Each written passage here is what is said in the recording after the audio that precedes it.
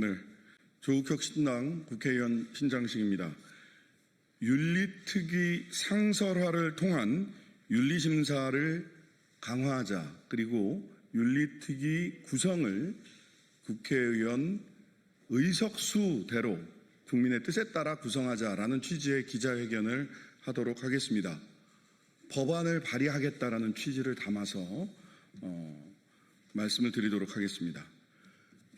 지난 7월 29일 국회 운영위원회에서 윤리특별위원회 구성 결의안이 통과되었습니다. 국회법 제44조 및 46조에 따라 의원의 자격심사, 징계에 관한 사항을 심사하기 위하여 윤리특위를 구성하기 위한 것입니다.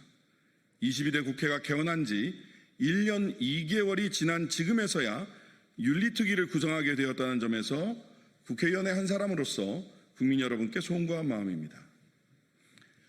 사실 상임위가 구성될 때 국회가 개원하자마자 윤리특위 구성도 완료했어야 마땅하지만 윤리특위는 비상설특위이기 때문에 강제성이 없어서 이제야 구성된 것입니다.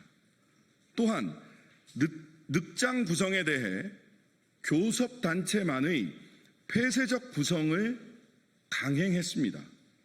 통과된 결의안에 따르면 윤리특위는 더불어민주당 6명, 국민의힘 6명 등 위원장 포함 총 12사람으로 구성됩니다. 구성조차 합의가 어려웠는데 양당만으로 윤리심사가 원활하게 이루어질 수 있을지 의문입니다. 민감한 징계 사안일수록 소위 대들하게 걸려서 어떠한 결정도 하지 못할 가능성이 매우 높다고 생각합니다. 게다가 22대 국회에서 발의된 의원 징계안 29건은 더불어민주당 11명, 국민의힘 17명, 개혁신당 1명에 관한 것입니다. 국민의힘이 가장 많으며 양당이 97%를 차지합니다. 이런 상황에서 양당만으로 위원을 구성하면 심사의 공정성에 대한 불신이 가중될 수도 있을 것입니다. 또한 솜방망이 형식적 심사를 하거나 정반대로 적대적 대립이 격해져서 실질적 심사를 진행하지 못할 가능성도 큽니다. 윤리심사에 대한 국민적 신뢰를 제고하기 위해서는 윤리특위 구성을 재검토해야 합니다. 13대 국회부터 20대 국회 전반기까지 윤리특위는 15명으로 구성되었으며 양당만으로 구성된 경우도 거의 없습니다. 상설위원회였다가 비상설특위가 된 20대 국회 후반기는 18명으로 구성했으며 양당 외에 바른미래당이 있었습니다. 21대 국회에 이르러 12명으로 줄었고 후반기에 비교섭단체를 제외했습니다. 전반기에는 비교섭단체도 윤리특위 위원회에 포함되어 있었다는 말씀입니다. 20대 국회에서 국회법을 개정하여 윤리특위를 비상설화하면서 발생한 문제입니다. 국회의원은 양심에 따라 그 직무를 성실히 수행해야 하며 국회의 명예와 권위를 유지해야 합니다. 제13대 국회에서 국회의원 윤리강령 및 국회의원 윤리실천 규범을 제정하여 국회의원이 지향하여야 할 윤리적 기준을 제시하고 이를 제도적으로 뒷받침하기 위해 국회법을 1991년 5월 31일 개정하여 윤리특별위원회를 상설화한 것은 이러한 노력의 일환입니다. 윤리특위 구성의 취지를 달성하고 윤리의식을 제고하기 위해 비상설화 이전으로, 즉 윤리위원회를 상설위원회로 복원할 필요가 있다는 말입니다. 그래서 국회법을 개정하고자 합니다. 첫째, 윤리특위를 상설화하여 구성의 지체로 의원의 자격 및 징계에 관한 심사에 공백이 발생하지 않도록 해야 합니다. 윤리특위 상설화는 심사의 적시성과 전문성을 강화하기 위한 것입니다. 둘째, 의석수 비율에 따라 위원회를 구성하도록 법에 명시하여 구성 원칙에 국민의 뜻이 반영되도록 하겠습니다. 징계는 각 당의 협의가 필요한 만큼 양당만의 협상이 합의에 이르지 못하고 교착되는 상황을 방지하는 효과도 있을 것입니다.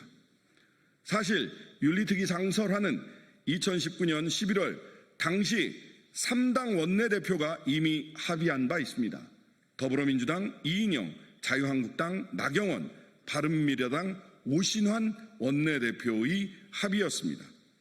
21대 국회부터 상설화하기로 했지만 전국이 얼어붙으면서 합의는 무산되고 유실되어 버렸습니다. 22대 국회는 달라야 합니다.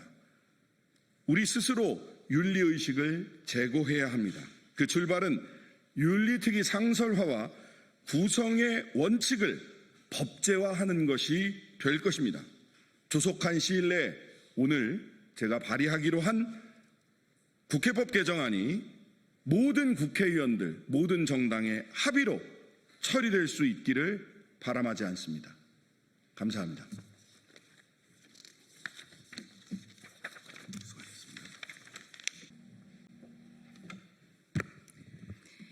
네, 안녕하십니까. 조국혁신당 정책위의장 정춘생입니다. 오늘 젠더폭력 관련된 정부의 종합대책 마련 촉구를 위한 기자회견을 하는데요. 우리 당의 대표이신 김선밀 대표님께서도 함께해 주셨습니다. 네, 기자회견 시작하겠습니다. 반복되는 여성 살해, 젠더폭력 종합대책 마련을 촉구합니다. 안녕하십니까. 조국혁신당 정책위 의장 국회의원 정춘생입니다. 기자회견 할 때마다 안녕하십니까 라고 인사드리지만 요즘 같은 시기엔 이 인사가 매우 무겁게 느껴집니다. 지난 7월 26일부터 불과 엿새 사이 교제폭력과 스토킹 범죄로 3명의 여성이 목숨을 잃었고 1명은 중태에 빠졌습니다. 의정부에서는 3차례 스토킹을 신고했던 여성이 직장에서 일하다 스토킹 가해자에게 살해당했습니다. 대전에서는 4차례 폭행 피해를 신고했던 여성이 끝내 남자친구에게 살해당했습니다. 울산에서는 이별을 통보한 여성이 흉기에 찔려 중태에 빠졌고 구로에서도 여성이 함께 살던 남성에게 목숨을 잃었습니다. 나를 보호해 주세요. 경찰에 신고해도 보호받지 못하고 일터에서 길을 걷다가 퇴근길에 심지어 내 집에서 죽임을 당하고 있습니다. 교제폭력, 스토킹, 여성 혐오 범죄 등 젠더에 기반한 폭력이 전국 곳곳에서 반복되고 있습니다. 여성들은 매번 불안에 직면하고 언제든지 다음 피해자가 나일 수 있다는 공포 속에 살아가고 있습니다. 피해자가 기댈 수 있는 경찰도 검찰도 법원도 없는 막다른 골목에서 우리는 안녕하지 못한 현실을 마주합니다.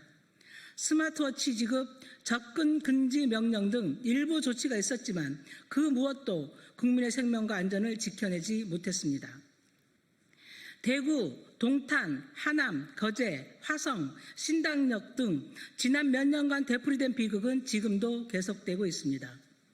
경찰청의 2024 사회적 약자 보호 주요 경찰 활동 보고서에 따르면 지난해 살인사건 여성 피해자 333명 중 가정폭력, 교제폭력, 스토킹 등 소위 친밀한 관계의 폭력 피해 이력이 있는 피해자가 32.4%에 달한다고 합니다. 집착과 혐오, 차별에서 비롯된 젠더 폭력을 더 이상 용인할 수도 방치할 수도 없습니다. 첫째, 젠더 폭력 방지를 위한 법안들을 즉시 처리해야 합니다. 조국혁신당은 지난해 7월 교제폭력 등 친밀한 관계에서 발생하는 폭력에 대해서도 임시조치를 적용하고 반의사 불발 조항을 폐지하며 상담 조건부 기소유예를 삭제하는 가정폭력 범죄의 처벌 등에 관한 특례법 전부 개정안을 발의했습니다. 또한 친족 대상 성범죄 공소시효 배제법, 딥페이크 차단 6법을 발의했고 지난 8월 4일에는 재범 위험성과 위해 가능성을 구속 사유로 명시하는 형사소송법 개정안도 발의했습니다.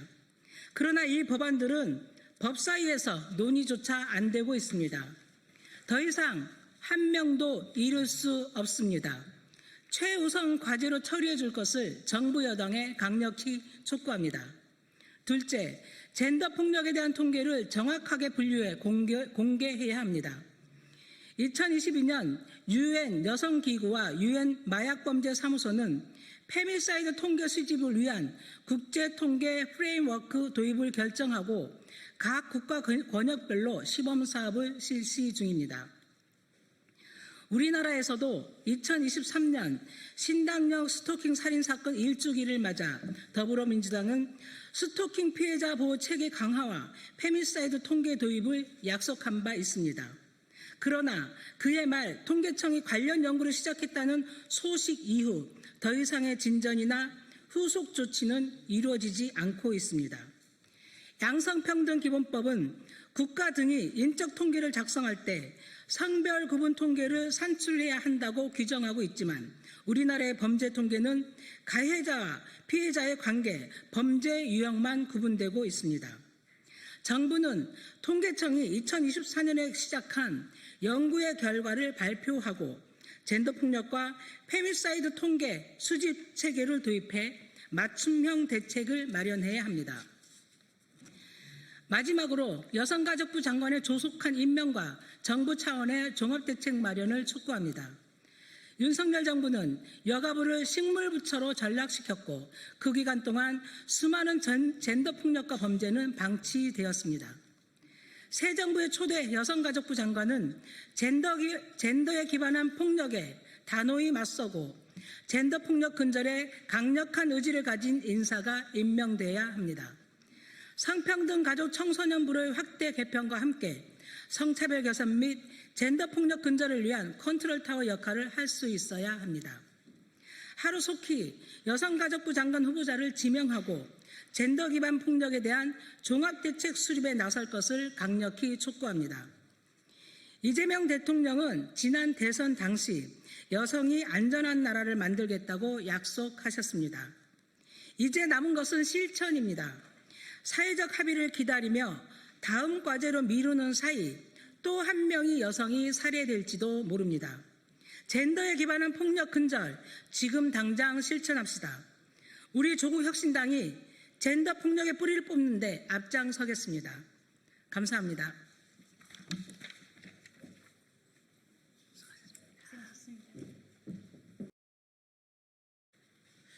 네, 기자회견 시작하겠습니다. 오늘 기자회견 사회는 동물해방 물결 장의지 활동가께서 봐주시겠습니다.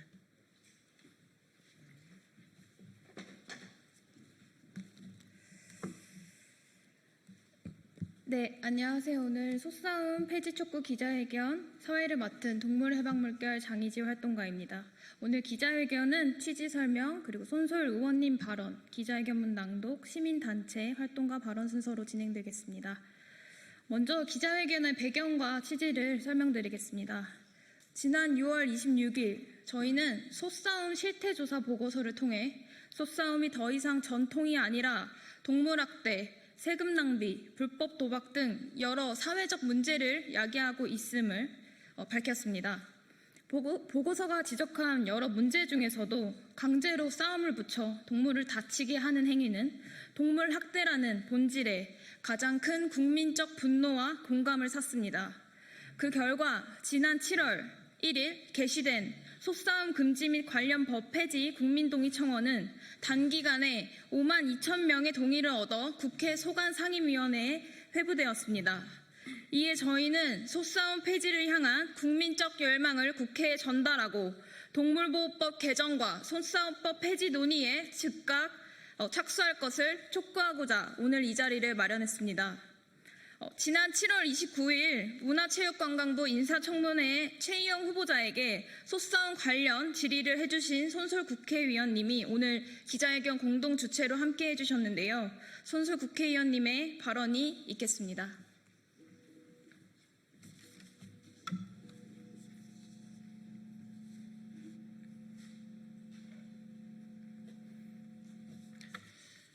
네, 안녕하세요. 문화체육관광위원회 위원, 진보당 국회의원 손솔입니다. 문화체육관광부는 사행산업을 관리, 감독할 책무가 있는 행정부처입니다. 그리고 우리나라에서 시행되고 있는 사행산업 중에는 소싸움 경기도 있습니다. 소싸움은 속끼리 직접 충돌하도록 싸움을 유도하고 그 장면을 관람하며 싸움의 승패에 베팅하는 경기입니다. 동물보호법 제10조는 도박, 오락, 유흥 등의 목적으로 동물에게 상해를 입히는 행위를 동물학대 행위로 규정하고 있는데 바로 여기에 소싸움이 정확히 해당됩니다. 아무리 사람이 중심이 되는 세상이라 하더라도 인간의 오락을 위해 동물에게 고통을 주지는 말자고 하는데도 소싸움만 전통 민속 문화라는 이유로 예외적으로 허용되고 있는 것입니다. 소싸움 경기의 문제는 다른 곳에도 있습니다. 바로 불법 도박입니다. 전통 소싸움법에 따라 청도 경기장에서는 우권을 통한 합법적 베팅이 가능하지만 이른바 맞대기, 도박으로 강력하게 의심되는 개인 간 현금 거래가 반복적으로 포착되고 있습니다. 사행산업통합감독위원회는 2016년부터 지금까지 9년간 청도 소싸움 경기에서 총 62건의 규정 위반을 적발했는데 이 중 약 80%가 구매 상한 초과였습니다. 더욱 큰 문제는 이러한 단속이 연속적으로 이루어지지 않고 단속의 범위도 청도 소싸움 경기에만 국한되어 있다는 점입니다. 사행산업통합감독위원회는 2023년에는 3월, 6월, 9월에, 2024년에는 3월, 6월, 9월, 10월에, 그리고 2025년 상반기에는 6월에만 소싸움 경기를 감독하였습니다. 상시적 관리 감독이 아닌 간헐적 감독입니다. 그리고 이 감독은 청도 소싸움 경기장에 한한 것이고 다른 지역에서 주최하는 소싸움 경기에 대해서는 아무런 감독도 이루어지지 않았습니다. 그리고 이렇게 도박 현장이 된 경기장을 유지하는데 시민들의 세금으로 이루어진 지자체의 예산이 투입되고 있습니다. 저는 이러한 문제의식을 갖고 최근 문화체육관광부 장관 인사청문회에서 소싸움 관련 질의를 했습니다. 당시 장관 후보자께서는 아무리 전통 문화라 하더라도 시대의 흐름을 따라야 한다며 동물에 대한 달라진 인식을 반영할 방법을 고민해 보겠다고 답변하였습니다. 우리 국민도 소싸움 폐지를 요구하는 국민동의청원에 5만 명 이상 동의하였습니다. 국제사회에서도 속속 투우 경기를 금지하거나 피를 흘리는 방식이 아닌 다른 방식의 공연으로 탈바꿈하고 있고 투우 경기장을 콘서트 홀이나 전시장으로 변경하는 계획도 추진되고 있습니다. 전통은 단지 과거의 반복이 아닙니다. 지금 우리가 바꾼 문화가 미래에는 새로운 전통이 됩니다. 동물과 사람의 관계도 시대의 흐름에 맞게 바꾸어 나갈 수 있습니다. 생명과 공존을 중심에 두는 새로운 문화로 나아갈 때입니다. 동물도 시민도 안전한 사회를 위해 소싸움 이제는 멈춥시다. 감사합니다. 네, 이어서 기자회견문 낭독이 있겠습니다. 낭독은 정읍녹색당의 권대선 위원장님께서 해주시겠습니다.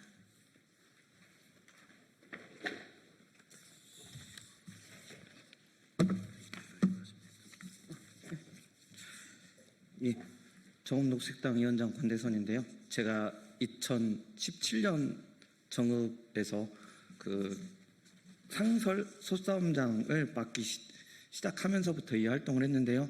드디어 국회에서 이 소싸움을 폐지하는 법률을 논의할 수 있게 돼서 정말 감회가 새롭고요. 기자회견문 낭독하도록 하겠습니다. 동물학대와 혈세 낭비의 온상 소싸움 정부는 당장 폐지하라. 소싸움 폐지를 요구하는 국민동의청원이 52,757명의 동의를 얻어 농림축산식품해양수산위원회에 안건으로 회부됐다. 이 뜻을 받들어 우리는 피 흘리는 동물을 전통이라는 이름으로 그 폭력에 세금까지 지원하는 현실을 끝내기 위해 이 자리에 섰다. 전국 곳곳에서 소싸움이 여전히 열리고 있다. 뿔로 서로를 밀어붙이고 상처를 입고 고통에 비명을 지르는 소두루 싸움이 축제로 포장되어 아동과 청소년까지 시민들에게 공개되고 있다. 그 뒤에는 반복되는 고된 훈련과 강제적 조련, 싸움의 가치를 다하면 도살되는 싸움소들의 불행한 삶이 있다. 명백한 동물학대를 국가가 공공의 예산으로 묵인하거나 조장하는 현실은 즉각 중단되어야 한다. 싸움소 관리와 대회 운영에 매년 수억, 수십억 원의 국민 세금이 사용되고 있다. 일부 지자체는 지역경제 활성화를 명분으로 솥싸움을 부활시키거나 확대하려 하고 있지만 이는 시대 흐름에 역행하는 퇴행적 행정이며 지속 불가능한 혈세 낭비이다.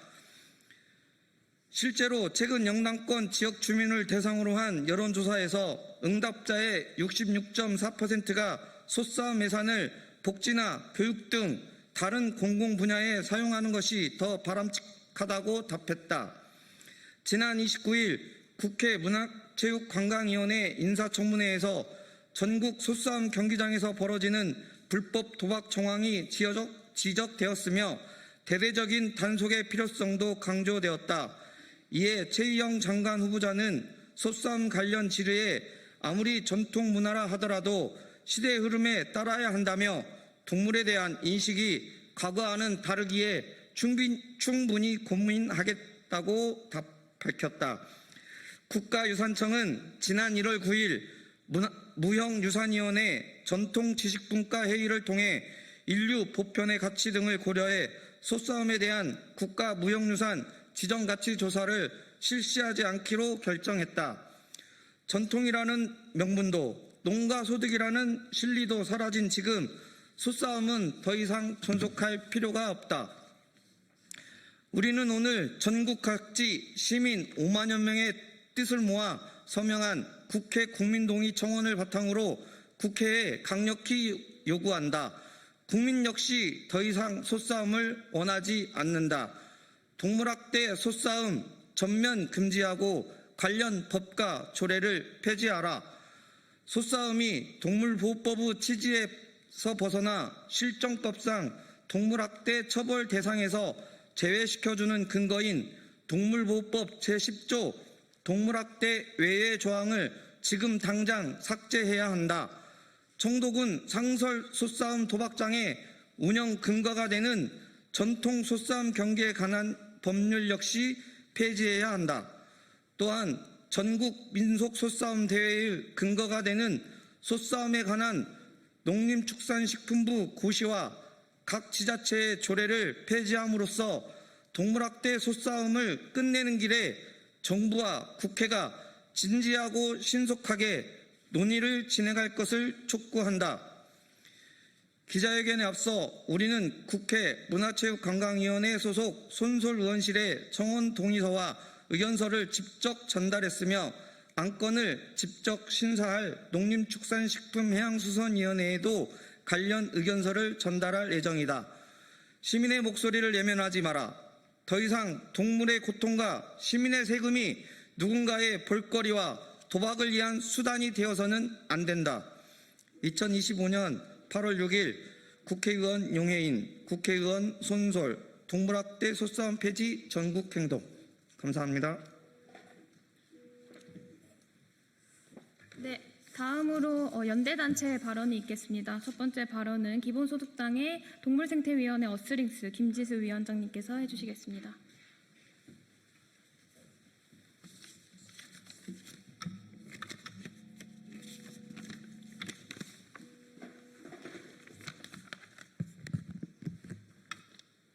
네, 기본소득당 동물생태위원장 김지수입니다.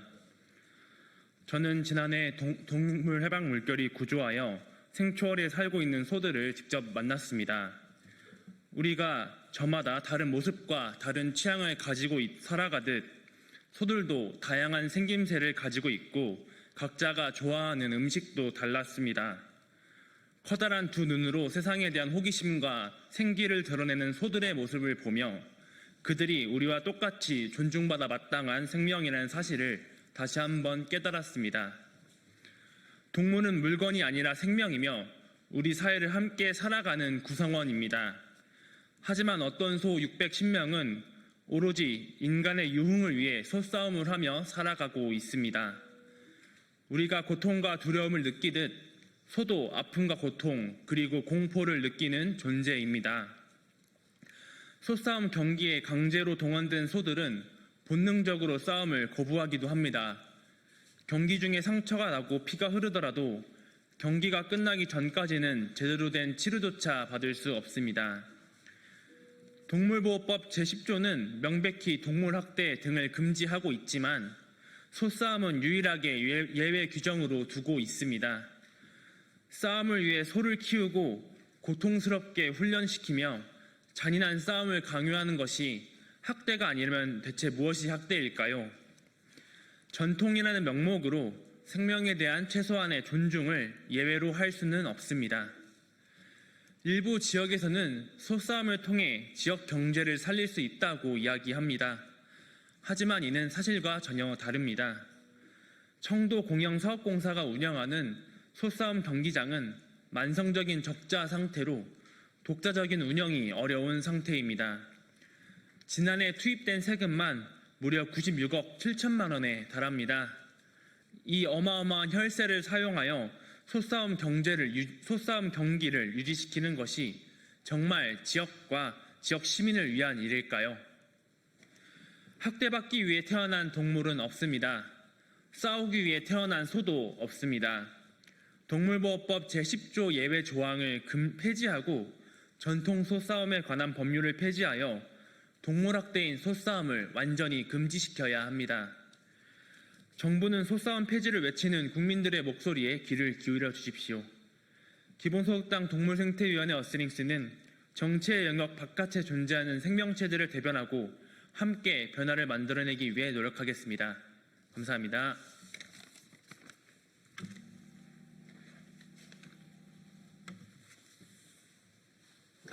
네, 다음으로 채식평화연대 건빈나리 사무국장님께서 발언해 주시겠습니다.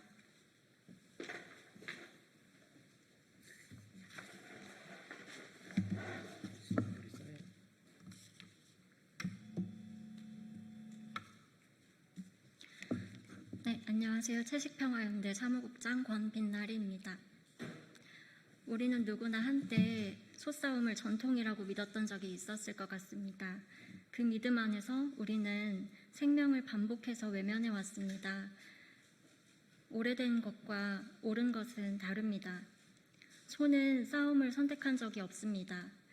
그저 인간의 오락과 이익 그리고 관습 속에 그들을 끌어들였을 뿐입니다. 지금도 소들은 불법 도박과 세금 낭비의 한복판, 동물보호법 제10조 동물학대 예외 조항이라는 벗어날 수 없는 구조 안에 갇혀서 상처 입고 피 흘리며 싸움을 강요받습니다. 우리가 이 싸움을 끝내야 하는 이유는 명확합니다. 살고 있는 존재가 거기 있기 때문입니다. 그저 살아있으려는 몸입니다. 살고자 하는 존재입니다. 더 늦기 전에 여기서 멈추었으면 합니다. 청문회를 지켜보며 반가운 마음이 들었습니다. 5만여 명의 국민이 뜻을 모았습니다. 동물을 물건이 아닌 생명으로 바라보는 사회 인식의 변화가 일어나고 있어 반가웠습니다. 살리고 싶습니다. 이제 소싸움을 전면 금지하고 관련 법과 조례를 폐지하기를 간곡히 바랍니다. 우리는 누군가의 고통과 비명 앞에서 무감각해지는 것이 아니라 폭력의 구조를 발견하고 평화로운 공존을 꿈꾸고 싶습니다. 그렇게 살고 살리고 싶습니다. 살림의 마음을 담아 잠시 묵념을 해보도록 하겠습니다.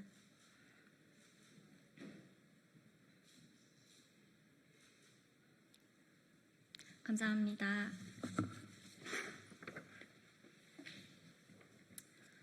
네, 이것으로 준비한 발언을 모두 마치겠습니다.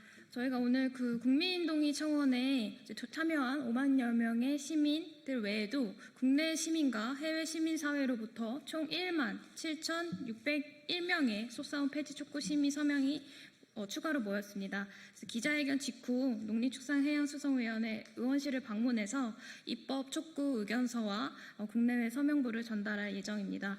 다시 한번 국회와 정부가 국민의 준엄한 뜻을 무겁게 받아들여서 동물보호법 개정과 전통소싸움 경기에 관한 법률 폐지를 포함한 관련 법제도 개선 논의에 즉각 나설 것을 다시 한번 강력히 촉구합니다. 네, 이상으로 오늘 기자회견을 마치겠습니다. 감사합니다. 고생하셨습니다.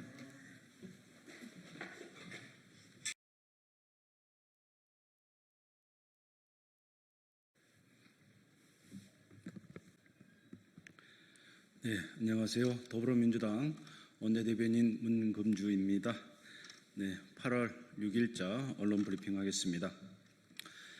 마침내 포토라인 앞에 선 V제로 김건희의 상상 초월 국정농단을 철저히 조사하십시오. 윤석열 정권 국정농단의 정점인 김건희가 오늘 특검 포토라인에 섰습니다.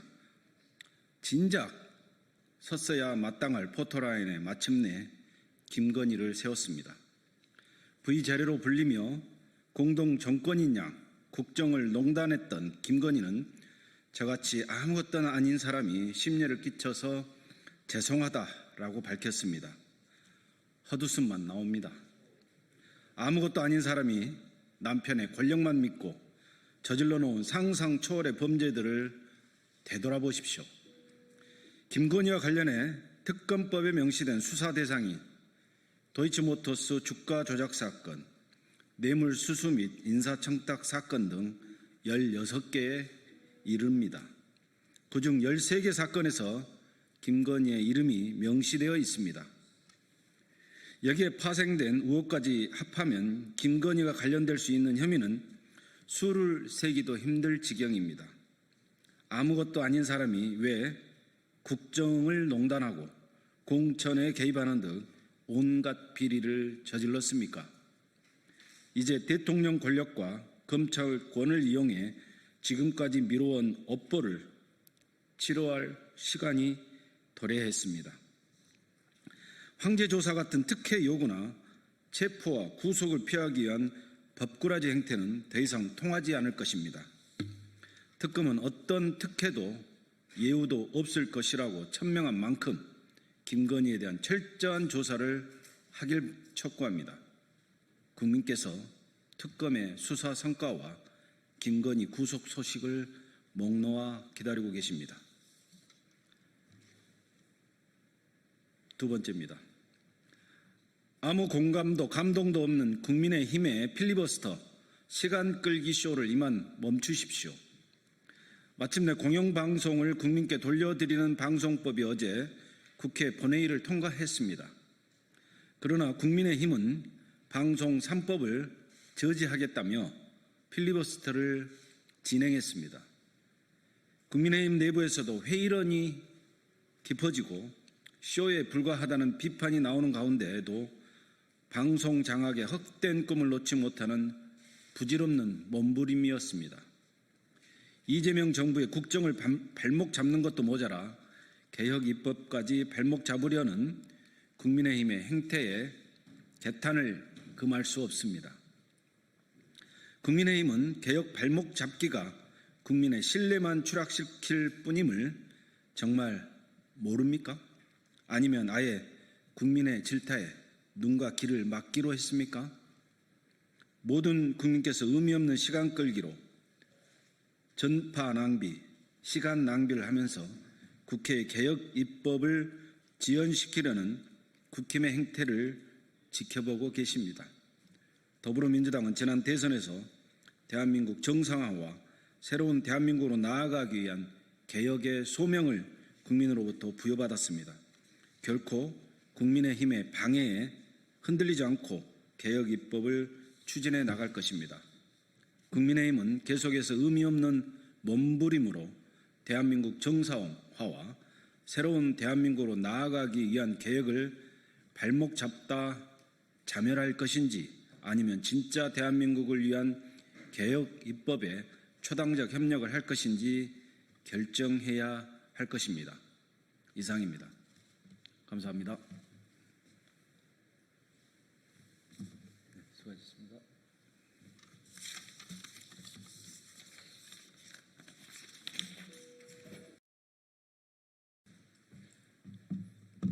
안녕하세요. 국민의힘 정문식 대변인입니다. 잠시 후에 국민의힘 성남 수정 당협위원장이신 장영하 변호사의 박정훈 대령 수사 고발과 관련된 기자회견을 진행하도록 하겠습니다. 감사합니다.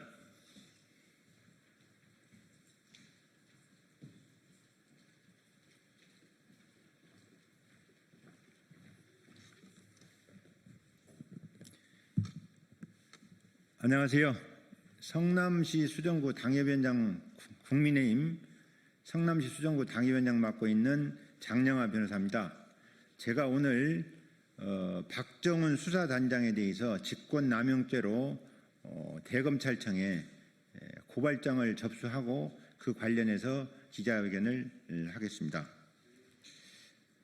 이재명 괴물 총통 독재의 정치 보복극, 우리는 침묵하지 않습니다. 최상병 사건의 진실을 밝히며 국민 앞에 고발장을 공개합니다. 존경하는 국민 여러분, 자유와 법치를 위해서 투쟁해온 자유민주 시민 여러분, 오늘 이 자리는 단순한 기자회견이 아닙니다. 무너지는 법치에 맞서 싸우기 위한 양심의 외침이며 정의를 가장한 정치 보복에 분노한 국민의 호소입니다. 저는 2025년 8월 6일 오늘 오전 박정훈 해병대 수사단장을 형법 제123조 직권남용죄로 대검에 고발했습니다. 그는 군사법원법이 명백히 금지하고 있는 사건, 최상병 사망 사건에 대해서 수사권이 없음에도 불구하고 무려 73명의 해병대원들을 불러서 조사하고 1000여 페이지가 넘는 수사 기록을 임의로 작성했습니다. 이것은 명백히 법적 권한을 초월한 불법 수사이며 우리 장병들이 헌법상 권리를 유린한 공권력의 오남용입니다. 국민 여러분, 더 큰 문제는 지금부터입니다. 더불어민주당은 이 사건을 진실 규명이 아닌 정치 보복의 도구로 삼았습니다. 그 결과물이 바로 지금 진행되는 최병 특검입니다. 이 특검은 정의를 위한 것이 아닙니다. 이재명 정권이 윤석열 전 대통령을 겨냥한 복수국입니다. 한마디로 최상병의 이름을 앞세운 보복특검, 유린특검, 괴물특검입니다. 특검은 이재명 괴물 총통 독재가 전적으로 설계한 농단이고 중립성, 공정성, 형평성이라고는 깡그리 무시했습니다. 이것은 헌법 위에 군림하는 괴물 독재이며 권력 분립의 전면적 파괴입니다. 이재명 정권은 정의라는 가면을 쓰고 지금 윤석열 전 대통령을 향해 칼날을 겨누고 있습니다. 그들은 최상병 사건의 책임을 윗선으로 확대시키고 결국엔 윤석열 정부 전체를 피의자 프레임으로 몰아가려는 음모를 진행 중입니다. 이는 정치 수사의 탈을 쓴 가장 악랄한 정치 보복입니다. 윤석열 전 대통령에 대해서 이재명 정권은 지금 정치 보복이라는 가장 잔인한 방식으로 보복하고 있는 것입니다. 직전 국가 원수에 대한 보복은 대한민국 민주주의에 대한 도전입니다. 이것은 독재 정권의 DNA에서나 볼 수 있는 괴물 정치입니다. 이재명 괴물 총통 독재 정권, 이 표현은 결코 과장이 아닙니다. 민주당은 군 내부의 규율과 질서를 정치장으로 끌어내려 장병들의 희생을 정치적 선동의 도구로 전락시켰습니다. 불법 수사를 영웅화하고 군 지휘관을 피의자로 만들고 민주주의를 수호했던 대통령을 표적 삼아서 모든 수단을 동원한 정치 복수를 자행하고 있습니다. 이것이 진실입니까? 이것이 정의입니까? 군은 지켜야 할 대상이지 정권의 방패가 아닙니다. 법은 보호받아야 할 가치이지 정권의 무기가 아닙니다. 대한민국이 왜곡되고 있습니다. 진실이 짓밟히고 정의는 정치 권력에 유린당하고 있습니다. 지금 침묵한다면 내일은 당신이 피해자가 될 것입니다. 우리는 더 이상 참을 수 없습니다. 이재명 괴물 총통 독재에 맞서 싸워야 할 때입니다. 박정훈을 고발한 것은 단지 그 개인의 죄를 묻기 위함이 아닙니다. 불법과 위선, 조작과 선동이라는 이재명 정권의 민낯을 폭로하기 위함입니다. 그리고 윤석열 전 대통령과 자유민주 헌정을 지켜낸 모든 사람들에게 우리가 함께 있다는 것을 알리기 위함입니다. 저 장영하와 자유 대한민국의 양심은 오늘 선언합니다. 박정훈은 법 앞에 심판을 받아야 합니다. 최혜병 특검은 즉각 해산되어야 합니다. 이재명 괴물 정권의 정치 보복은 국민의 심판을 받아야 합니다. 윤석열 전 대통령에 대한 모든 마녀 사냥은 지금 즉시 중단해야 합니다. 우리는 침묵하지 않겠습니다. 정의는 결코 포기하지 않습니다. 그리고 현명한 국민은 모든 것을 보고 있습니다. 감사합니다. 장영하 말씀드렸습니다. 하나 좀 더 말씀드릴 것은 이것이 오늘 오전 10시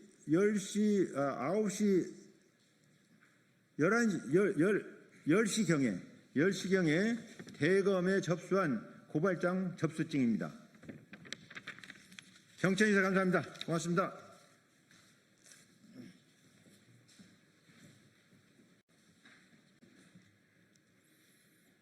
예, 시작하겠습니다. 진보당 수석 대변인 홍성규입니다. 두 가지 말씀드리겠습니다. 첫 번째입니다. 큰 절하고 대선 자금 의혹 쇼핑백, 이쯤 되면 통일교의 홀리 베이비 아닙니까? 권성동 의원은 이실 직고하고 즉각 죗값을 청해야 합니다. 구속 수감된 전 통일교 세계본부장이 특검 조사에서 권성동 국민의힘 의원이 지난 2022년 초에 경기도 가평의 천정궁을 2차례 방문하여 한학자 총재에게 큰 절을 하고 쇼핑백을 받아갔다는 진술을 했습니다. 당시 시기를 고려하면 누가 보더라도 불법적인 대선 자금을 의심할 수밖에 없습니다. 이와는 별도로 그 직전에 직접 전달했다는 현금 1억 원에 대해서도 특검은 구체적인 증거를 확보한 상태라고 합니다. 윤석열을 위해 잘 써달라, 이 현금에 대한 문자 메시지랍니다. 원내대표로 당대표 권한대행까지 했던 내란 본당 국민의힘의 5선 중진, 윤핵관의 대표주자 권성동 의원이 더 이상 빠져나갈 구멍은 없어 보입니다. 통일교 수뇌부의 원정 도박 의혹 수사 정보를 전달했다는 윤핵관 화살표도 권성동을 향하고 있습니다. 이쯤 되면 권성동은 홀리마더 통일교 한학자 총재가 정치권에 심어놓은 홀리 베이비라고 해도 과언이 아닙니다. 그럼에도 아직까지 그 어떤 부적절한 관계도 맺은 적이 없다고 잡아떼고 있습니다. 내란숙의 윤석열과 내란본당 국민의힘의 인사들은 어찌 이리 하나같이 다 뻔뻔하고 파렴치합니까? 집권당의 원내대표까지 한 5선 의원이라면 그동안 신뢰를 보냈던 우리 국민들에게 최소한의 도리라도 남아있다면 본격적인 수사 이전이라도 먼저 이실직고하고 그 죗값을 청하는 것이 마땅한 순서입니다. 두 번째입니다. 아무것도 아닌 사람이면서 장님 무사를 타고 국정농단을 했던 김건희 즉각 체포 구속함이 마땅합니다. 역대 전현직 대통령 배우자 중 수사기관의 피의자 신분으로 처음 공개 출석한 김건희가 우리 국민들 앞에 던진 말은 아무것도 아닌 사람이 심려를 끼쳐서 진심으로 죄송하다는 것이었습니다. 그 알량한 진심, 우리 국민 그 누구도 조금도 느낄 수가 없습니다. 국민의힘의 숙주 삼아 대통령 자리를 탐하던 바로 그때부터 단 한순간이라도 김건희가 아무것도 아닌 사람이었던 적이 있었습니까? 그렇다면 국회에서 통과된 특검의 이름 앞에 선명하게 박힌 김건희는 무엇이며 그 특검법에 고르고 골라 명시된 무려 16가지의 혐의는 또 무엇이란 말입니까? 그야말로 마지막 순간까지도 새빨간 거짓말입니다. 조사를 잘 받고 오겠다고 했습니까? 아니요. 지금 들어간 그 문으로 다시는 나오지 마십시오. 내란 속의 윤석열도 내란 정권의 부역자들도 이미 모두 순서대로 체포 구속되는 마당입니다. V0 비화폰을 손에 쥐고 휘둘렀던 국정농단 김건희에게만 다른 기준이 적용되어서야 이치에도 상식에도 맞지 않습니다. 칼을 잘 휘두르는 장립무사의 어깨에 올라타 국정농단의 주술을 마음껏 휘둘렀던 안진뱅이 주술사 김건희 또한 지금 즉시 체포 구속해야 마땅합니다. 이상입니다.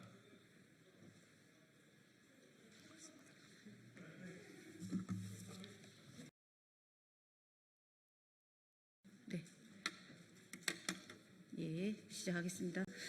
사설직업학교 외국인 기술연수생 사기 피해 및 인신매매에 대한 법무부와 고용노동부의 책임 있는 해결을 촉구하는 기자회견을 시작하도록 하겠습니다.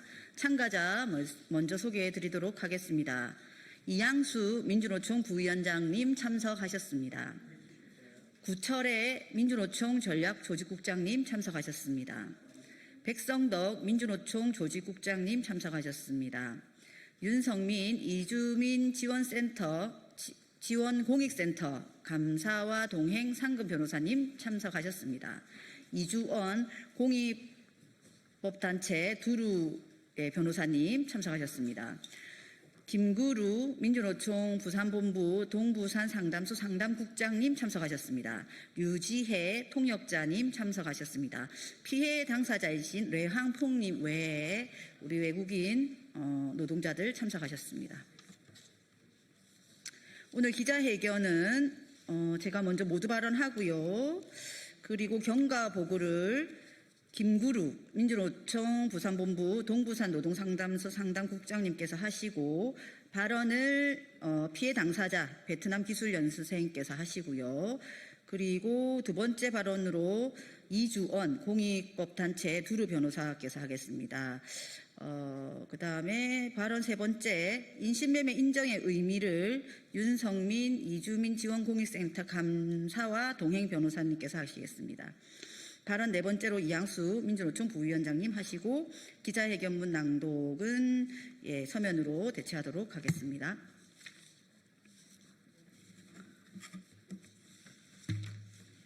네, 진보당 비정규직 노동자 국회의원 정혜경입니다.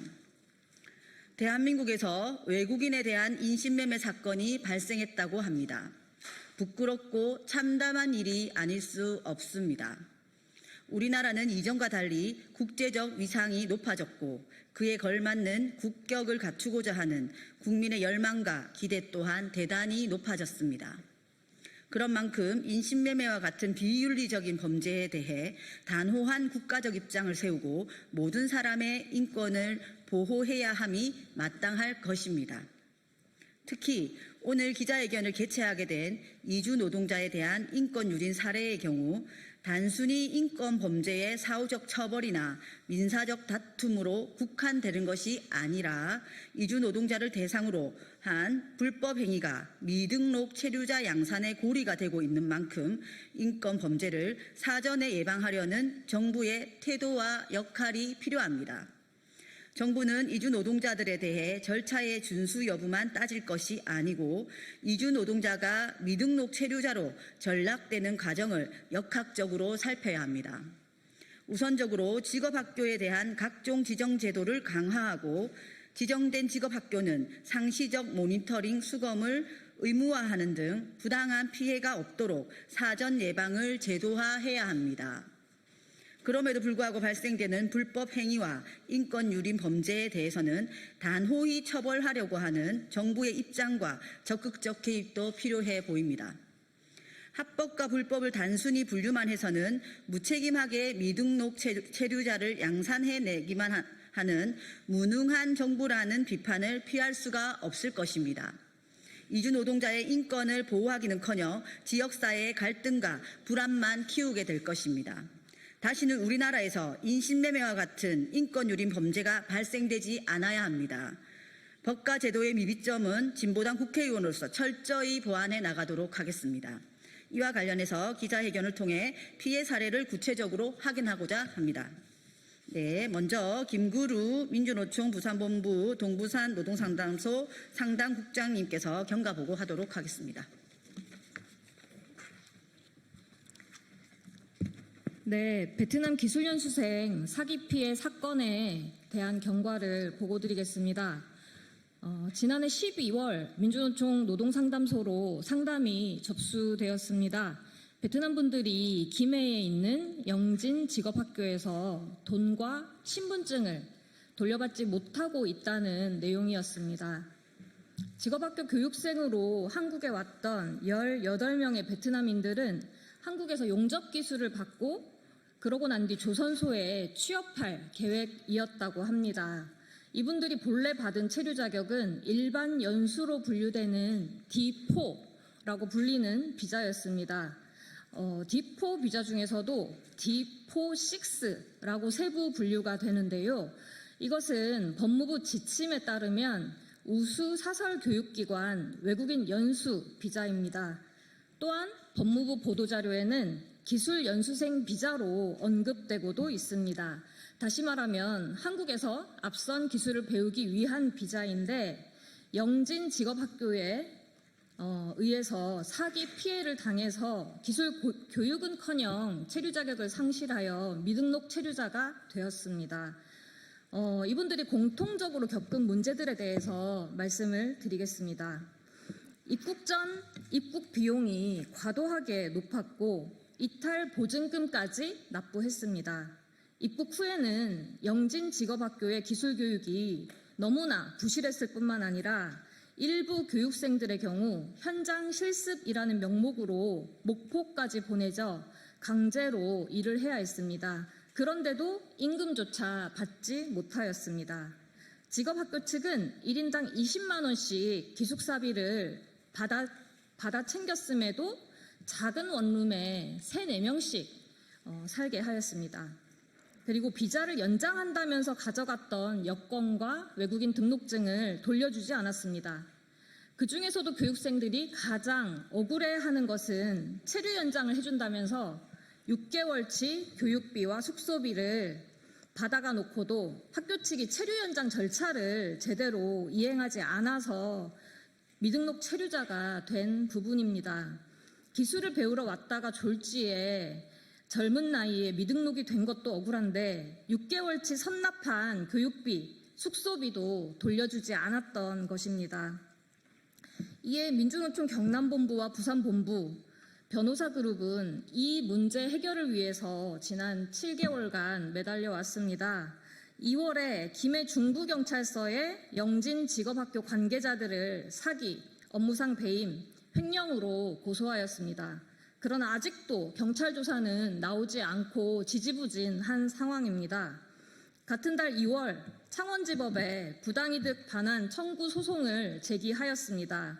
소송은 진행 중인데 피고 측은 사과나 반성의 기미도 없이 불성실하게 응하고 있습니다.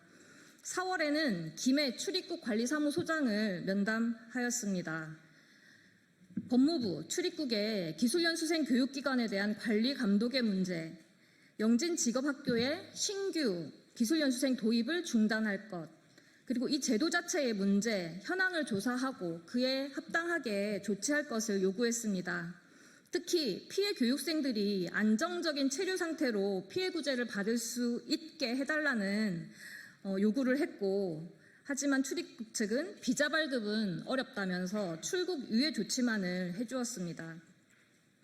5월에는 중앙인신매매 등 피해자 권익보호기관에 피해자 중 2명에 대해서 피해 신고를 하였고 지난 7월 18일 인신매매 피해자로 인정을 받았습니다. 6월에는 법무부 이민특수조사대에서 출입국관리법 위반 사항에 대해서만 특화해서 조사를 시작했고 피해자들도 조사에 협조하고 있습니다. 7월에는 고용노동부 양산지청장을 면담하였습니다. 영진직업학교를 지정 직업훈련시설로 인가한 것이 고용노동부입니다. 법무부가 D4-6라는 제도를 운영하면서 도입을 중단하는 등의 조치로 제재를 해야 한다면 직업학교 자체에 대한 제재는 고용노동부가 가능하다라고 저희는 보고 있습니다. 따라서 직업학교의 운영에 대한 관리감독 그리고 제재 조치가 필요함을 노동부에 촉구하였습니다. 당시 노동부 면담 자리는 정혜경 의원실에서 적극적으로 마련한 것이었고 후속 대응으로 오늘의 국회 기자회견까지 이르게 되었습니다.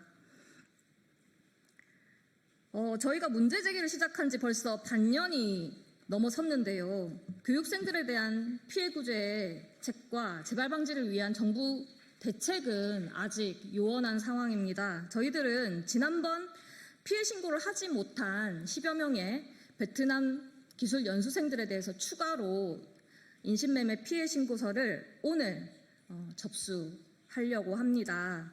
직업 전문학교 기술 연수생들의 사기 피해 그리고 인신매매 피해에 대해서는 이러한 제도를 설계해 운영하고 있는 법무부가 가장 큰 책임을 져야 합니다. 또한 직업 전문학교 전반에 대한 관리감독 기능은 고용노동부가 하고 있는 만큼 해당 기관으로서 이러한 일이 재발되지 않도록 합당한 역할을 해야 합니다.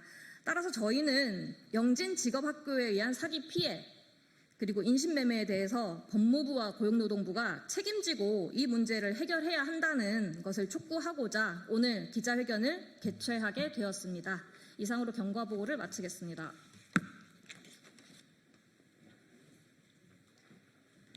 피해 당사자 발언 듣도록 하겠습니다. 관련해서 영상을 찍으실 때는 이 모자이크 처리해 주시면 좋겠습니다.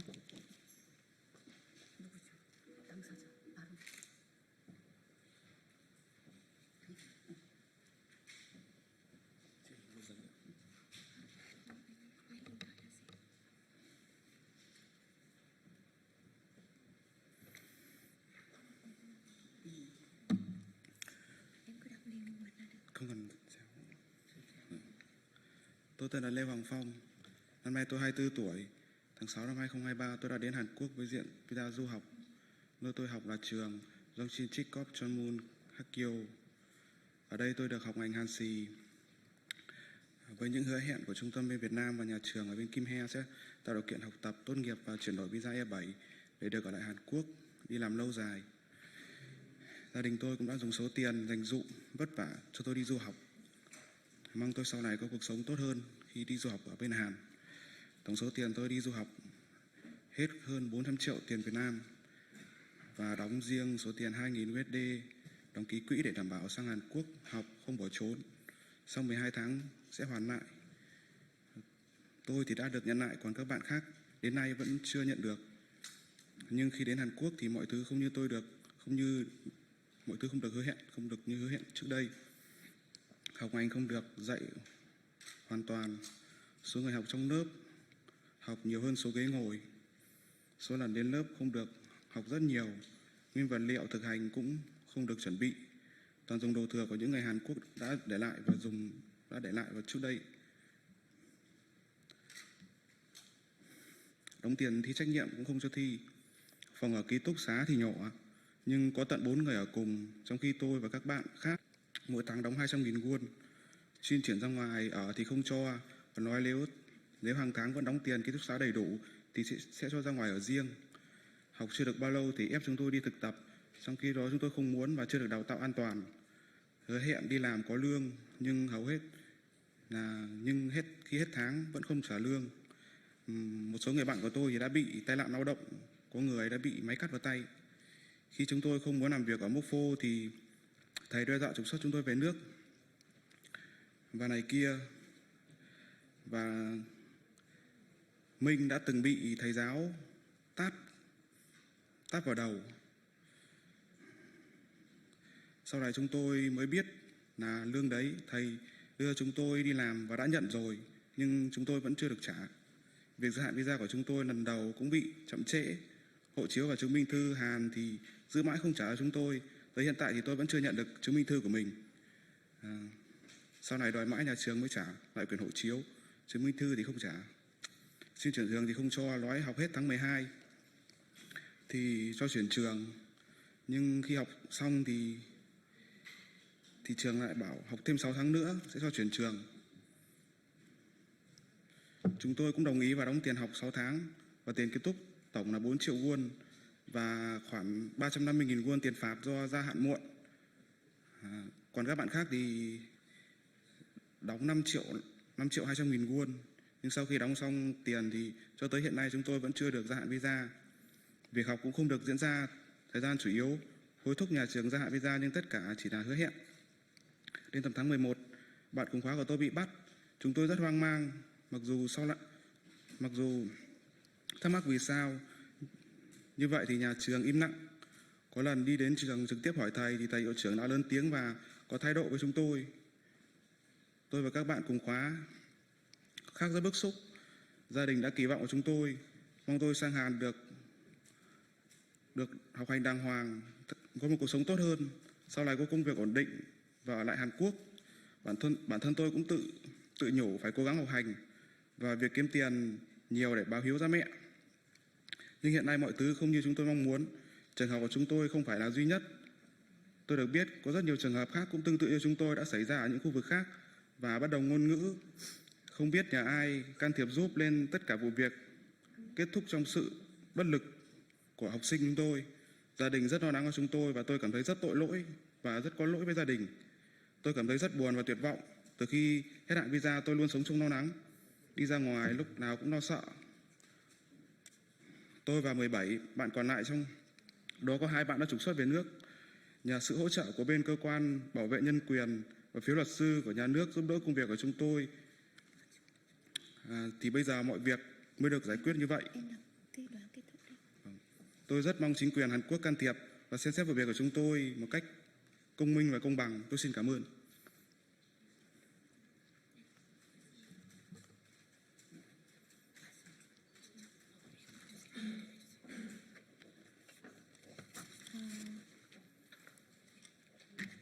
네. 제가 조금 전에 그 친구 많은 말씀 제가 간단하게 얘기합니다. 이 친구가 이름이 레홍퐁, 나이는 24살입니다. 한국에 와서 유학하는데 여기서 잘 되고 생각했지만 근데 지금 이미 이렇게 돼서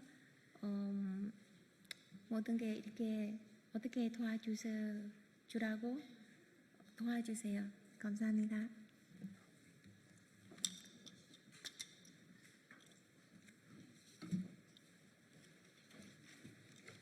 네, 안녕하십니까. 공익법단체 두루의 이주원 변호사입니다. 이 사건의 그 민사소송과 형사 고소 그리고 인신매매 피해자 신청에 관해서 여러 변호사님들과 함께 힘을 모으고 있습니다. 네, 발언 시작하겠습니다. 김해의 모 직업전문학교 사건은 특정 기관의 일탈을 넘어서 대한민국의 외국인 연수생 제도의 법적, 제도적 허점을 드러낸 심각한 사안입니다.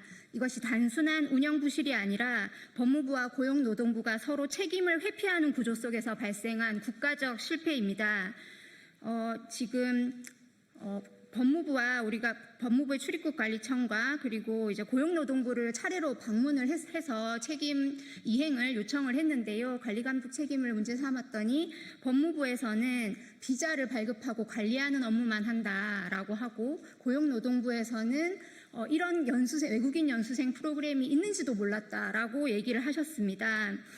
이렇게 서로 책임을 떠넘기는 구조가 계속되는 것은 출입국관리법과 체류관리 지침 그리고 평생직업능력개발법 같은 법들이 있지만 이 법령들 사이에 연결고리가 단절되어 있어서 제도와 법령 사이에 명백한 관리감독의 공백이 존재하기 때문입니다. 이렇게 서로 책임을 떠넘기는 구조가 계속된다면 그 사각지대 속에서 피해자들이 계속 발생할 위험이 큽니다.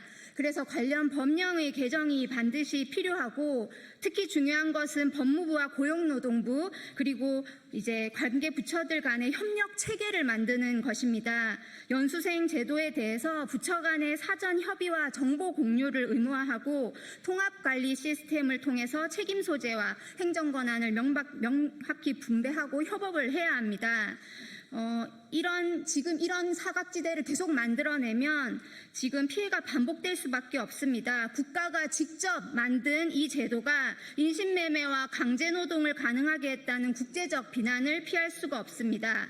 오늘 기자회견에 용기를 내어서 목소리를 드러낸 피해자분들은 그저 훈련 중인 값싼 노동력이 아닙니다. 20대 초중반의 인생의 꽃다운 시기에 대한민국을 믿고 국경을 넘어온 한 사람 한 사람의 인생입니다. 이번 사태를 계기로 잘못된 제도를 바로잡고 사람과 노동이 존중받는 대한민국으로 한 걸음 나아갈 수 있기를 간절히 바라고 호소합니다. 감사합니다.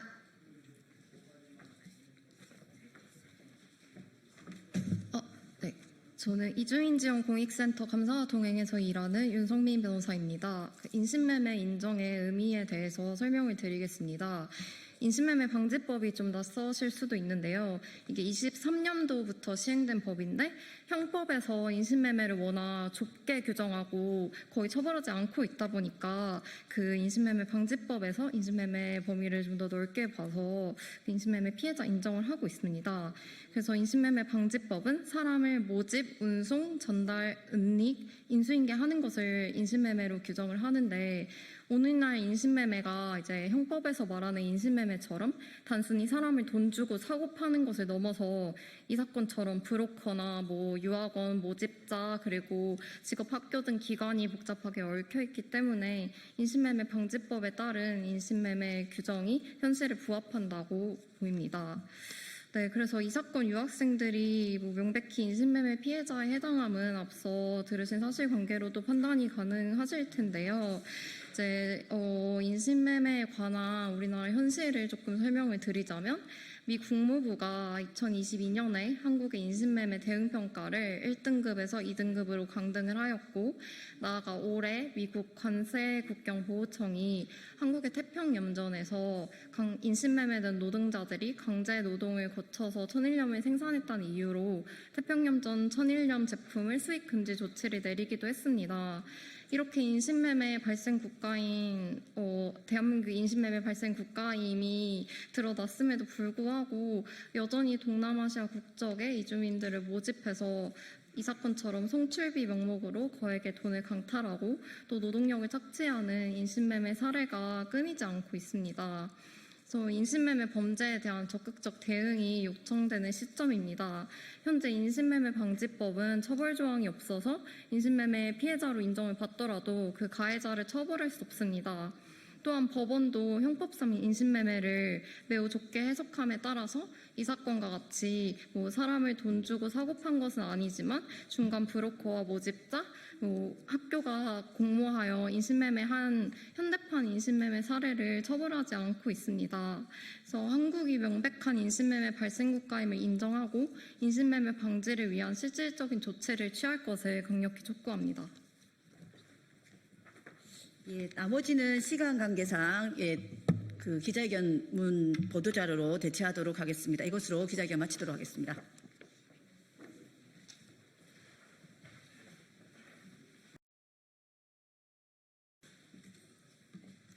네, 저희는 더불어민주당 정치검찰 조작기소 대응 TF 단입니다. 저는 단장을 맡고 있는 한준호입니다. 어제 김성태 전 쌍방울그룹 회장의 보석 석방과 관련한 언론 보도가 있었습니다. 요컨대 김성태 전 회장이 판사 등을 상대로 로비를 펼쳐서 이 보석으로 석방이 되었다라는 내용입니다. 그 과정에서 김건희의 연이 닿는 인맥이 동원되었고 또 조희대 대법원장과 신준우 부장판사가 움직였다라는 구체적인 사항도 보도가 됐습니다. 윤석열 정권은 도대체 어디까지 부패가 된 걸까요? 정적 제거를 위해 억지 수사를 하고 또 조작 기소만 하는 줄 알았더니 하다못해 보석 석방을 놓고 거래까지 한 매우 충격적이고 중대한 사안의 정황이 나타난 것입니다. 하지만 이 내용이 아직 국민께는 잘 알려지지 않은 것 같아서 오늘 긴급하게 기자회견을 열게 됐습니다. 오늘 말씀드릴 내용들 그리고 이 진실이 널리 알려질 수 있도록 오늘 여기 와 계신 언론인 여러분께서 많은 관심 가져주시길 부탁을 드리겠습니다. 이 사안에 대해서는 우리 TF가 강력하게 대응을 하도록 하겠습니다. 오늘 기자회견은 시작에 불과할 것이고 고발을 비롯해 가능한 모든 조치를 취해 나가겠다는 말씀드립니다. 자, 오늘 함께해 주신 분들 소개해드리겠습니다. 먼저 제 옆에 박선원 의원님, 네, 그 옆에 이건태 의원님 함께하고 계십니다. 네, 제 좌측으로 양분남 의원님 함께하고 계십니다. 준비된 기자회견 진행하겠습니다.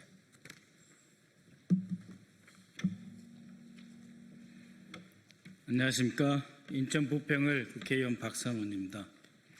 김건희 인맥 평창동 무속인에게 20억 주고 보석 석방을 얻은 쌍방울의 김성태. 윤건희 정부 망국의 끝은 어디입니까?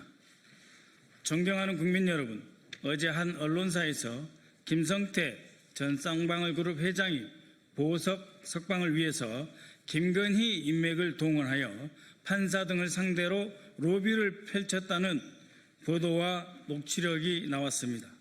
그에 따르면 로비를 위해서 김건희 측근으로 알려진 무속인에게 20억 원이 건네진 흔적도 확인되었다고 합니다. 법치국가 대한민국에서 돈을 주고 석방을 얻어낸다는 것이 사실이라면 이는 참으로 충격적인 일이 아닐 수 없습니다. 누구나 평등하고 엄정하게 적용되어야 할 대한민국의 법을 평생 자신들 마음대로 가지고 놀았던 윤석열, 김건희 부부와 그 일당이 정권을 잡은 뒤에는 법치주의의 최후의 보루인 법원마저 망가뜨린 것입니다. 우선 저희가 입수한 제보 내용을 읽어드리겠습니다. 이것이 제보문의 사본입니다.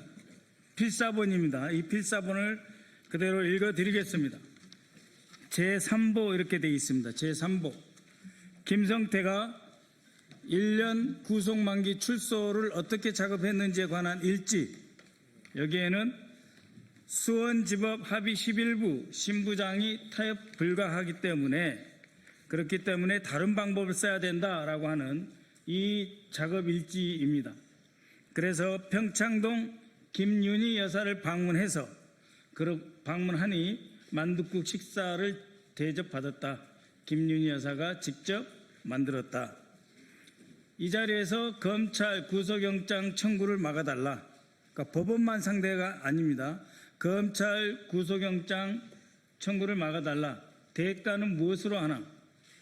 20억 5만 원권으로 하라. 한남동 김건희 여사 통화해서 김윤희 여사가 움직일 수 있도록 한다. 그래서 평창동의 김윤희 여사, 이 김윤희 여사는 평창동에 사는 무속인으로 알려져 있습니다. 평창동 김윤희 여사가 김건희하고 통화 이후에 석방한다 하는 오전에 연락을 받았다 하는 내용입니다. 그럼 이것을 위해서 2024년 1월 29일 평창동에 방문을 합니다. 방문한 사람은 김성태이고 수행비서 박상민, 이 박상민은 수행비서이자 동시에 김성태의 작은 관리인입니다. 그리고 운전기사 종호 씨가 있었고 택시를 타고 나중에 가수 양수경 씨가 왔다 이렇게 되어 있습니다. 이 제보 내용에 따르면 그렇다는 것입니다. 이 전체를 조경식이 소개를 했는데 거기에 앉은 자리가 김윤희 여사, 김성태, 조경식 회장이 소파에 앉았다라고 하는 거고요. 그 소파에 앉은 자리에서 김윤희 여사가 이렇게 말을 합니다. 김윤희 여사가 김성태에게 이렇게 말을 합니다. 조경식 회장이 나에게 찾아와 눈물 흘리며 내 동생 성태를 살려달라. 조경식이 김윤희에게 이전에 1월 29일 이전에 찾아와서 내 동생 성태를 살려달라고 바로 이 자리에서 무릎 꿇고 빌길래 무릎 꿇기에 한남동을 움직이게 한 것이다.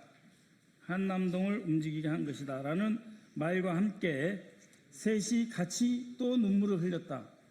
김성태 회장은 그 사실을 알아야 한다. 김성태 회장은 김윤희가 말하길 조경식이 이렇게까지 노력을 해서 내가 이런 자리를 마련한 것을 김성태 너는 알아야 한다. 이런 뜻입니다. 그리고 이 사람들은 이 만남 끝으로 저녁 7시 30분 부근의 한우리 본점으로 가서 저녁 식사를 했다라고 하는 것이 바로 이 제보문의 원본입니다.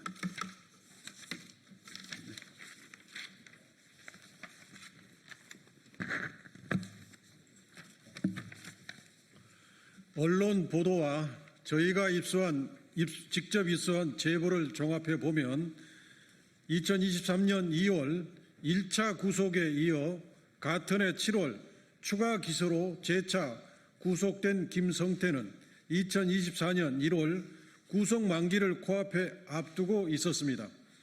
당시 상황을 보면 법원이 보석을 허가해주고 검찰이 추가 기소로 영장을 재청구하지 않는다면 김성태는 석방을 기대할 수 있는 상황이었습니다. 하지만 실상은 그리 간단하지 않았습니다. 그 시점에 김성태의 보석 석방을 결정적으로 가로막고 있던 가장 큰 장애물은 일명 타협 불가로 잘 알려진 수원지법 합의실 일부의 신모 부장판사와 또 다른 한 축이었던 검찰의 추가 기소로 인한 구속영장 재청구 절차였습니다. 신 부장판사는 강경한 원칙주의로 정평이 나 있었고 이에 더해 검찰 역시 새로운 혐의를 근거로 추가 기소와 구속영장 재청구를 적극 검토하던 상황으로 김성태 측으로서는 쉽게 석방을 기대할 수 없는 난관이 겹친 상태였던 것입니다. 그래서 김성태는 1년 구속 만기 출소 작업을 하게 됩니다. 김성태와 밀접한 관계에 있던 KH그룹 계열사 조경식 회장이 평창동 무속인 김윤희를 통해 한남동 김건희 여사를 움직였고 이후 김건희는 검찰의 추가 구속영장 청구를 막고 재판부를 움직여 보석 석방을 얻어낸 것으로 추정됩니다. 그 대가는 제보 내용에 나오는 20억 5만 원권이었을 것입니다. 얼마 뒤 김윤희는 조경식에게 김성태가 석방될 것이라고 연락했다고 합니다. 사실이라면 김성태가 그토록 원하던 보석 석방이 20억을 들여 무속인을 통해 김건희를 움직임으로써 성사된 것입니다. 대한민국의 법치가 무속인 그리고 민간인인 대통령 부인의 손에 노란한 꼴입니다. 국민 여러분, 쌍방울 김성태가 누구입니까? 대북 송금 사건 재판에서 이재명 당시 경기도지사에게 불리한 증언을 하여 윤석열 정권 정치검찰의 조작기소에 결정적으로 기여했던 인물 아닙니까? 저희는 이 제보를 받고서도 그 내용이 믿기지 않았습니다. 20억을 받은 무속인이자 사업가가 판사와 검사를 움직여 구속된 김성태를 풀어줬고 그 배후에 지난 3년간 국정을 마음대로 주무르고 농단하면서 나라를 파탄에 빠뜨린 김건희가 있다는 것을 정말 믿고 싶지 않았습니다. 대체 윤석열, 김건희와 그 일당들은 대한민국을 어디까지 망가뜨린 것입니까? 법치주의 최후의 보루자 대한민국 최고 엘리트들의 집합체인 법원과 검찰마저 이런 지경이라면 우리 사회의 다른 부분은 얼마나 더 망가졌겠습니까?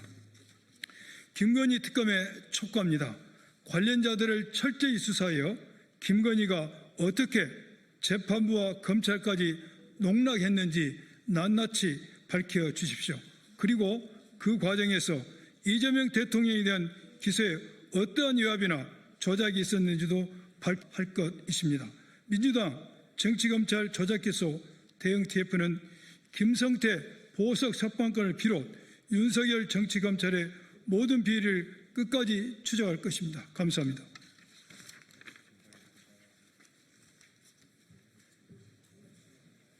네, 수고하셨습니다.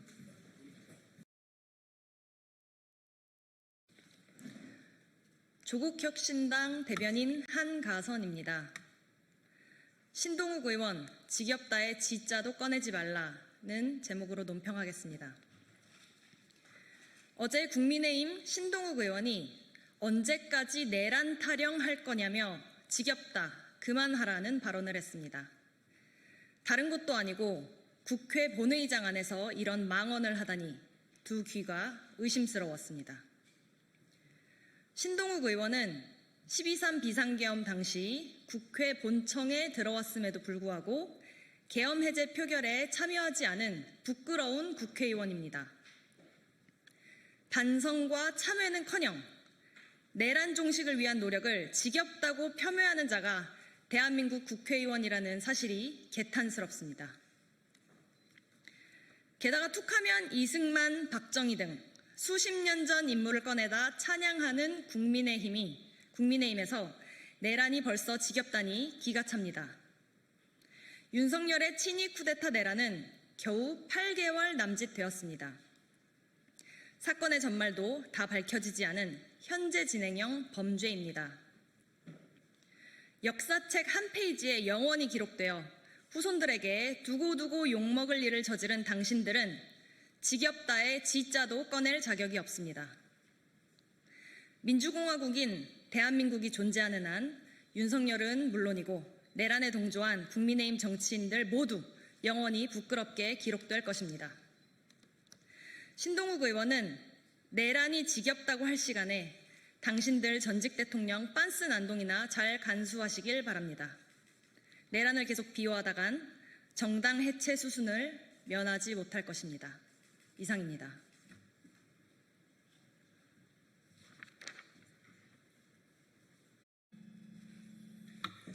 네, 안녕하십니까. 조국혁신당 대변인 박병원입니다.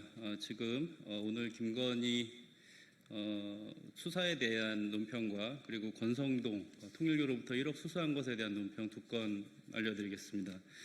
아무것도 아닌 사람 김건희에 대한 체포 구속이 필요합니다. 오늘 전직 대통령 부인 김건희가 특검에 출석하면서 아무것도 아닌 사람이 심려를 끼쳐 죄송하다라고 말했습니다. 지난 정부에서 대통령을 제치고 V0라고 불렸다는 김건희는 검찰 출석의 첫 진술로 나는 V0가 아니다라고 하는 거짓말부터 시작하였습니다. 김건희는 2022년 대통령 선거 후보 경선에서 컷오프의 기준이 되는 여론조사를 조작하였다는 등 16가지 혐의를 받고 있습니다. 명품백을 수수하거나 주가를 조작하였다는 혐의를 받고 있으면서도 사실관계를 바꾼 주장을 하고 있어서 증거인멸의 우려가 대단히 높습니다. 더구나 명태균을 고리로 한 공천 개입과 국정농단은 김건희가 윤석열의 배후에서 주범으로 불법행위를 한 정황이 드러나고 있습니다. 명태균이 기소된 2024년 12월 3일 18시 30분은 곧바로 비상계엄이 선포되었다는 점에서 내란 자체의 주요 배후로도 김건희는 의심받고 있습니다. 내란죄의 형은 사형과 무기징역 2개뿐입니다. 김건희에게 특혜를 부여하지 않는다는 특별검사팀의 입장에 따른다면 증거인멸과 중형의 선고 가능성이 확실한 김건희에 대해서는 오늘 조사 종료에 즈음하여 체포 및 구속영장의 발부가 필요하다고 생각됩니다. 우리는 진시황의 후계자를 바꿔치기 하고 왕이 아니면서 권력을 행사하려 했던 조고라는 인물에 대해 알고 있습니다. 국민의 뜻에 따라 정해져야 할 민주주의 제도를 음모를 통해 훼손하고 사익을 추구해온 범죄 혐의자에 대하여 내일 오전 체포, 구속되었다는 반가운 소식을 접하게 되기를 기대합니다. 25년 8월 6일 조국혁신당 대변인 박병원이었습니다. 계속해서 권성동 관련 논평 올리겠습니다. 2번의 대통령 후보 바꿔치기에 가담한 권성동 의원은 정계를 떠나야 합니다. 22년 윤석열 대선 캠프 총괄본부장이었던 권성동 국민의힘 의원이 통일교 측으로부터 1억 원의 불법 대선 자금을 받은 것으로 확인되고 있습니다.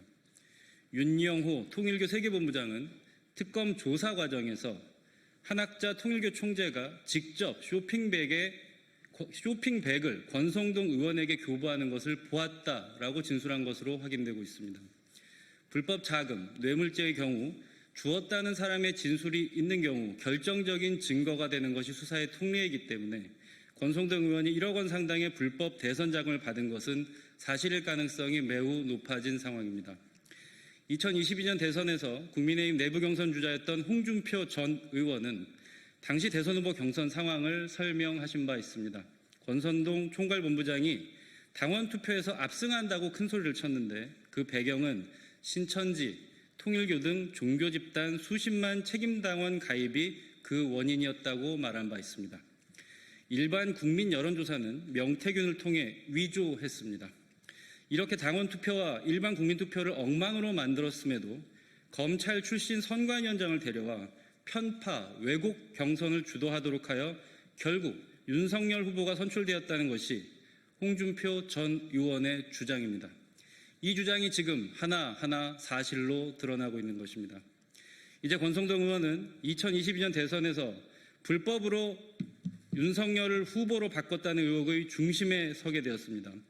권성동 의원은 2025년 대선에서는 국민의힘 당규에 따라 선출된 김문수 후보를 한덕수로 임의로 교체하는 데 적극적으로 가담했습니다. 대통령 후보를 2번이나 임의로 변경하는 것에 가담한 가히 한국 민주주의의 암적 존재라고 할 수 있습니다. 이미 가린다고 가려질 일이 아닌 상태입니다. 권성동 의원은 숨겨진 죄를 깨끗이 자백하시고 정계를 은퇴함으로써 한국 정치를 더럽힌 죄에 대해서 최소한의 사죄를 국민께 하시기를 권고드립니다. 25년 8월 6일 조국혁신당 대변인 박병원이었습니다. 감사합니다.